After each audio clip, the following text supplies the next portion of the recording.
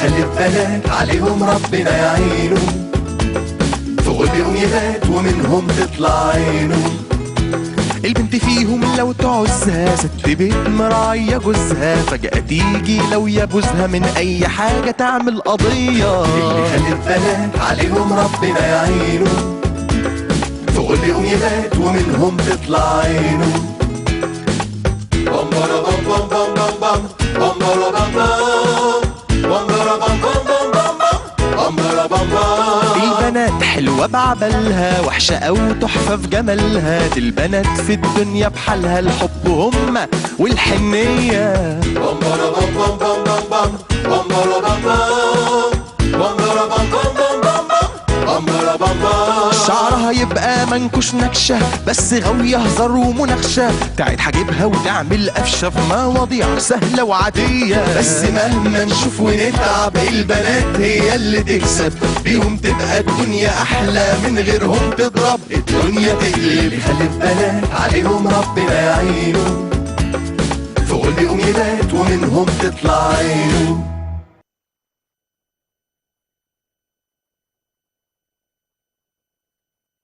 انا اللي جاي اخطب ريهام اختك، ها موافقين؟ يبقى يا بابا استني بس، استني انا جاي اخطب ريهام، بابا ايه علاقته بالموضوع؟ انا مش عارف يا عايده هتكلم معاه في ايه ده. انا اول مره اقابل عريس جاي يخطب واحده من بناتي. يا اختي انا مش عارفه ايه البطل ده، دي الواحده مننا بتتنشأ على عريس، ودي جاي لها جوز بحاله ومكبره. على فكره انا جاي الاول، وانا حاجز من امبارح يا عم التاعب. هي قصدها تطرح اكتر من عينه وبديل عشان شريحه البحث عن عريس مناسب تكون على نطاق اوسع. انا خلاص قلت الشربيني يعني الشربيني. لا انا قلت طارق يعني طارق. هاي يا ريهام، طارق ولا الشربيني؟ وليد باذن الله. بالنسبه للستاير فانا عايز ستاير تكون العرض عرضين وتكون بنقش طاووس، انا مش اقل من بنت خالتي منى. الجزمه ما بيردش، هو بتاع الستاير كده دايما مطنش، ده غلب منا. ستاير ايه ومنة ايه يا اخي؟ انت صدقت اننا هنتجوز بجد؟ دي تمثيليه يا ابني. ايه ده؟ يعني كنت بتلعبي بمشاعري الجياشه؟ يا نهارك اسود ومنيل، ايش حال ما انت صاحب الفكره اصلا. عموما انت لسه عندك الفرصه على الترابيزه، بقى تسيبي واحد روش زيي ودمه زي العسل وتروحي لواحد اسمه وليد، وده هتتجوزيه ولا تخلفيه؟ بس اهو رد. الو يا وليد. عموما انت لسه عندك امل. بالنسبه بقى صحيح للشقه اللي ابوكي هيجيبها لنا عشان استر عليكي واتجوزك، فمبدئيا انا عايز لون الحيطان اسود. كان يوم اسود ومنيل يوم ما عرفتك يا وليد. انا تعمل فيا الفصل ده وما تجيش. بالنسبه بقى للارضيات فابعديني خالص عن السيراميك والباركيه، انا عايز اعمل الارضيه كلها تكون ازاز عشان اتفرج على الجيران اللي تحتينا خصوصا بالليل. ده انت فرجت عليا البيت كله يا وليد. انا اتفضل عليا مسيره ادباء الاقاليم بوسط الدلتا وما تجيش خطوبتنا وتخليني اجيب واحد صاحبي تافه اعمله خطيبي؟ افهم ايه وزفت ايه يا اخي؟ بقول لك ايه، هي كلمه واحده، تسيب اي ندوه في ايدك وتيجي دلوقتي حالا. اجي فين يا حبيبتي؟ ما انا جنبك اهو.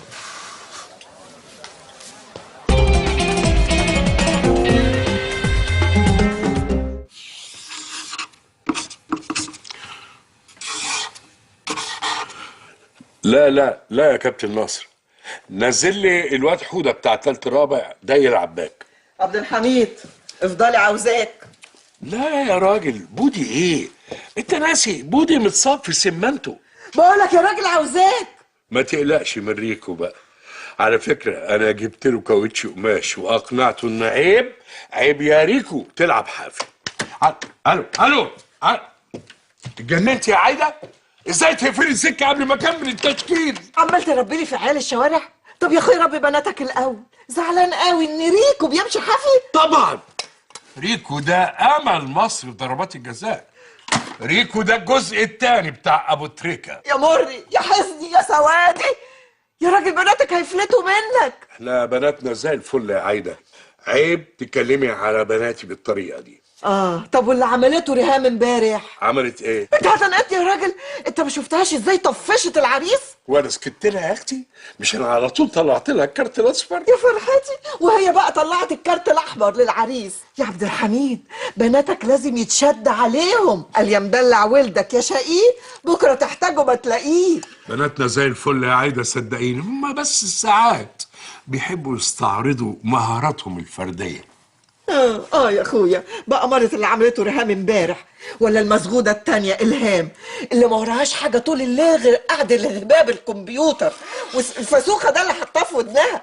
البنت بقى لها سنتين بتعيد في الثانويه العامه. صدقيني مش معنى ان الهام خسرت الشوط الاول يبقى الماتش راح منها، لا لا لا، انا متاكد ان الهام بنتي هتعوض في الوقت البدني الضايع. يا حبيبي، ونفضل بقى احنا حاطين ايدنا على قلبنا مستنيين الملحق الذهبي. ما شفتش بقى التالتة سهام، الدكتوره سهام حضرتها هتجنني، بتربي لي تعالف في البيت. حميد ربنا انها ما جابتش السنه الاول لحد دلوقتي. بقول لك يا راجل تعالب، بتربي تعالب تصور. خلاص انا مش عارفه اعمل معاهم ايه. وخش بقى على الرابعه المسهوكه هيام، البت هيمانه طول الليل حاطه سماعه التليفون ود ود ود ود ود ود ود ود مين معرفش. شفت خلفه العار، استرها معانا يا رب. من فضلك ما اسمحلكيش يا عايده، لما تتكلمي عن بنات عبد الحميد اتكلمي بطريقه احسن من كده. ليه؟ لان بنات عبد الحميد 1 مؤدبين، 2 متدربين متربيين، 3 محترمين. هم دول بنات عبد الحميد، فهمتي؟ اكمل بقى التشكيل من فضلك. ايوه يا ناصر، بص قلنا ايه؟ الواد حوده هيلعب باك. وريكو يا اخي انت ما شفتوش، هو نفس الكاوتش القماش صدقني. بص بقى نزل لي مين؟ نزل لي حمصه وينج ليفت. ايوه، والواد عمرو وينج رايت. ماشي؟ اكيد يا حازم، هفضل احبك طول عمري يا حياتي. انا متاكده، انا يا حياتي لو شفت. هات يا بت. ايوه يا حازم، بقول لك ايه يا اخويا، اخركم النهارده العصر حبيبي، يلا غور ياض. انت باي حق اصلا تكلمي امك؟ اشمعنى خبصت علينا. ممكن بقى اعرف ايه الموضوع المهم اللي يستدعي اني اسيب مناقشه ديوان بين رقائق البركيه اللامع اجلس مهزومه لشاعر حسن ابو المشاعر، واجي اسمع كلام فاضي من عين تتجوزني واخطبني وكافه اشكال وانماط المشاريع الاجتماعيه الفاشله. جوازك مني مشروع فاشل يا وليد؟ دي حقيقه، طوال التاريخ الانساني مفيش تجربه زواج نجحت. عشان كده كل القصص والاقاصيص والاهازيج والاساطير اللي وصلت لنا ما انتهتش بالجواز، كبرهم خطوبه او تلبيس دبل. ده انا متخيل لو روميو كان كمل حكايه جوازه من جولييت كانوا ممكن يقطعوا بعض عشان النيش، ولا قيس وليلى كانوا ممكن يقفشوا ويختلفوا مع بعض على حاجه المطبخ، مع انها تاريخيا على العروسه. اضف الى ذلك، بقول لك ايه، من غير الدبان اللي طالع من بقك ده هتتجوزني ولا لا؟ طيب اديني فرصه بعد انتهاء فعاليات معرض الكتاب وهرد عليك. يا لهوي!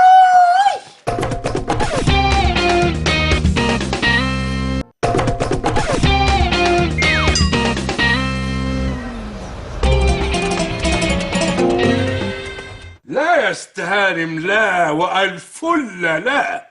انا بناتي 1 مش مؤدبين، 2 مش محترمين، 3 مش متربيين. انا لو كنت ربيتهم ما كانش ده بقى حالهم. بناتك هيفضحونا يا استعيده. مش للدرجه دي يا عبد الحميد، بناتك متربيين احسن تربيه، بس انت شد عليهم شويه. انا قلت مش متربيين يا عايده. يا راجل ما تقولش كده، عيب. عيب؟ هم خلوا فيها عيب؟ لا لا لا لا، انا لازم اقصف رقابيهم. طب بس استهدى بالله يا عبد الحميد، خش كلمهم بشويش. بشويش؟ مفيش حاجه استهان اسمها بشويش، انتهى زمن بشويش. ايوه، ما بقاش انا عبد الحميد عبد العظيم اللي بيجري قدامه 13 فصل باساتذته وطلابه واولياء اموره ومش عارف اربي بناتي. طب ورحمه مختار التتش لاقصف رقابيهم. عنك انت يا خال، عنك انت. خد انت الغيارين دول كده مرشهم وسيب لنا حكايه قصف الرقبه دي. امسك. ماشي. في ايه ده؟ انت اخر مره غسلتهم امتى دول؟ ايه اللي بتعمله ده؟ بناتك. ايوه صحيح، ارميهم يا ابني، ما ينفعش فيهم غسيل. انا هخش اربيهم بنفسي. تربيه ايه؟ هو انتوا كنتوا شفتوا تربيه ولا تعرفوا تربيه؟ ما تاخدهاش مني تقيله يا خال، انت لا كان لك في خلفه البنات لا انت ولا عايده. يخرب بيتك، انت مالك انت يا حشري؟ مال ازاي؟ مش بنات خالي عبد الحميد ده يعني لحمي ودمي؟ انا هكسر عظمهم واقطع لحمهم واشرب من دمهم. طب بقول لك ايه يا خالي، اذا كنت هتشرب من دمهم يبقى صبيني معاك شوب كده. عاوز دم خفيف ولا تقيل؟ تقيل؟ وقصده على ايه تقيل دي؟ استناني يا خالي، استناني.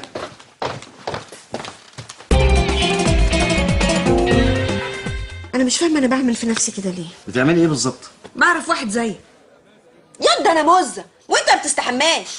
عايزاني استحمى وابقى شخص استهلاكي مستفز ونفع شركات الصابون ابو ريحه العابره للقارات؟ ها انت راسماليه يا ريهام. يا نهارك اسود وانت معفن يا وليد وما بتستحماش. انا هحطمك هدمرك يا وليد.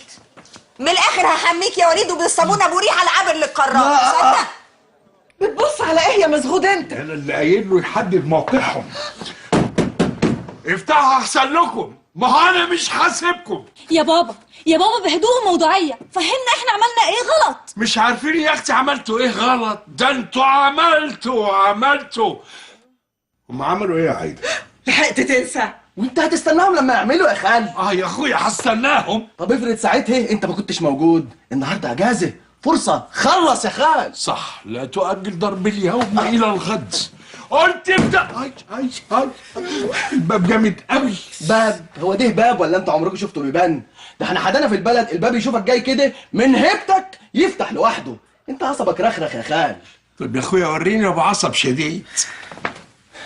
يلا يا قوي. الواد مات، الحق ابلغ اختي. خلاص يا بنت، وكمان يا بنت بتسالي في ايه؟ انزلي ومن هنا ورايح كلمتي هي بس اللي هتمشي ومش هشيل حد وبقيت عصبي. يا بابي بتوجع. وانا كنت لسه ضربتك. في ايه؟ مش عارفه في ايه؟ يلا شوف شغلك. حاضر. ايه يا بنت اللي عملتيه امبارح ده؟ اهو شفتوا هي اللي عملت. احنا بقى عملنا ايه؟ ما عملناش حاجه، ده احنا حلوين خالص. خراسي انت يا بنت، خراسي. مش كفايه يا اختي انك زملكاويه؟ انت احمدي ربنا ان انا ساكت عليك ومعيشك معانا. انا بسجل اعتراضي. مش معنى ان واحده غلطت انك تعاقب باقي القطيع بذنبها. يا اخي قطيعه تقطعكم كلكم. ما انتش عارفه يا بنت عملتي ايه؟ ده كفايه الفيران البيضه اللي انت مربيها لي. ده كيلو جبنه الرومي ما بيكملش يومين. هي الفيران هي اللي بتاكل الجبنه الرومي وبتودينا انا المدرسه بسندوتشات طعميه يا عايده. اهو شفتوا هما الاتنين اللي عملوا، يبقى هما الاتنين اللي يتعاقبوا. انا بقى مش هتعاقب عشان لو اتعاقبت هعيط. انا بقول لك اهو. ما بلاش انت يا سهتانه يا مسهوكه. هات. لا بتاعتي. عارفه يا بنت فاتوره التليفون جت ب 1600 جنيه. يا اخي 1600 عفريت لما ينططوكي. بتكلمي مين يا بنت؟ بتكلمي مين؟ يا مامي كنت بطلب اكل دليفري عشان كنت جعانه خالص. شايف خد بقى قاعدينك احتياطي في حياتهم. جاك قوي. اخرس انت. عبد الحميد طول عمره عرس التشكيل ومن هنا ورايح كلمتي هي بس اللي هتمشي. اخرس انت. ايه هو معسكر تعذيب؟ لا يا اختي معسكر تعذيب. انا اصلي اتسهلت معاكم كتير قوي بس خلاص. ايه هتمدينا على رجلينا؟ لا هيشيلنا الشنط. لا هيخلينا نلم الورق من الصاله. لا دي ولا دي بس هتعرفوا حالا.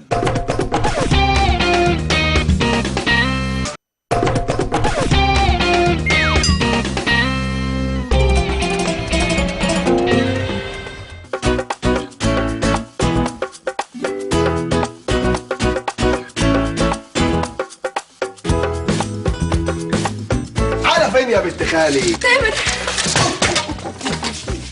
فرصة أكلم الحاجة. 0 8 6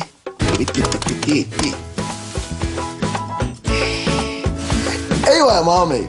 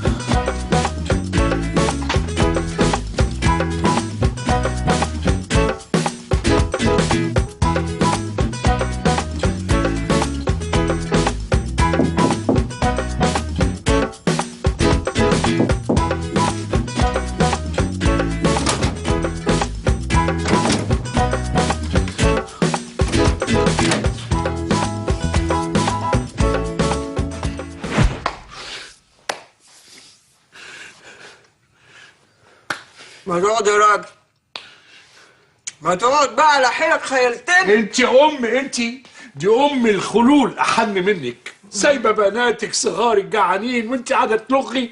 انت اكيد شالوا قلبك وحطوا بداله كوره كفر. وانا مالي، وانا كنت حشت الاكل عنهم؟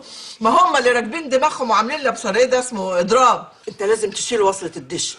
الحب يقعدوا يتفرجوا على الجزيره ويقلدوا الكلام الفارغ اللي بيشوفوه. لا لا لا، احنا برضو كنا قاسيين عليهم. اقعد ما تبوظش اللي عملناه. بناتي يا ناس، البنات لو فضلوا على الحال ده احتمال كبير يفوتهم نهائي كاس العالم 2010، وساعتها بقى لا يمكن هسامح نفسي. يا اخويا ولا يهمك، دي مياصة بنات مش اكتر. البنات بقى قالهم 3 ايام يا ام الخلول ما داوش لقمه وتقولي لي مياصة بنات. وريني انت بتاكلي ايه؟ وريني. سيبي سيبي. لا مش عمال ايديكي، شحتها منين يا عايده؟ هاتي لقمه يا بت. بس ما تحفيش، احنا مش عارفين الاكل ده هيقعد معانا لحد امتى. ما تقلقوش، احنا عندنا احتياطي تونه قطع وبلوبيف استراتيجي لكمان اسبوعين. بس انا نفسي في الورق العنب اللي ماما بتعمله. يا حبيبتي اعتبري نفسك عامله رجيم يا اختي.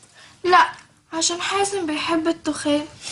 بس يا بنت انت وهي عموما ما تقلقوش، ابوك وحنين وزمانه هيجي يتفاوض معانا دلوقتي. تعالى يا دبدوبي، اشرب يا دبدوبي.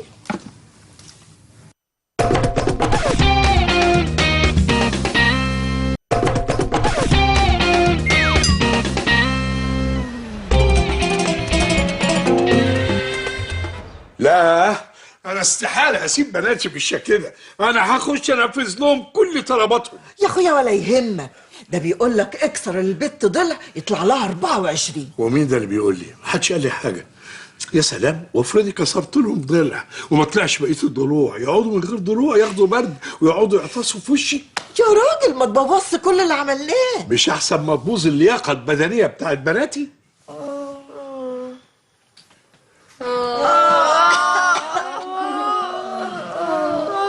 يا حبايبي البنات هتموت يا حبايبي.